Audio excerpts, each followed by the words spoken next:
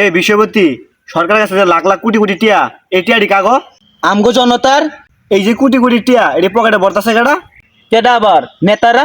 আমরা ক্ষমতা হওয়ার পরে দেশের দুর্নীতি অপরাধ এগুলো সব শেষ করে দিমু কথাটি কইছে কেডা? নেতারা। অপরাধ হওয়ার পরে এই অপরাধী করে বাঁচেছে কেডা? নেতারা। আমগো দেশে এত ভালো ভালো কলেজ স্কুল এটি বানাইছে কেডা? নেতারা। এই ভালো ভালো স্কুল কলেজ থুইয়া নিজের পোলাপান্ডে বিদেশে পড়ানো লেগে পাঠায় কেডা? নেতারা। আমগো দেশে কোটি কোটি মানুষে ফ্রিতে চাইল্ড দেয় কেডা? নেতারা। এই কোটি কোটি মানুষে ফ্রি চাইল্ড ডালের উপরে নির্ভরিত গরিব বানাইছে কেডা? নেতারা। সরকার হয় কার সেবা করার লেগিয়া? জনতার। এই জনতার সেবার নামে সেবা বানা খাইতেছে কেডা? ওই যে নেতারা।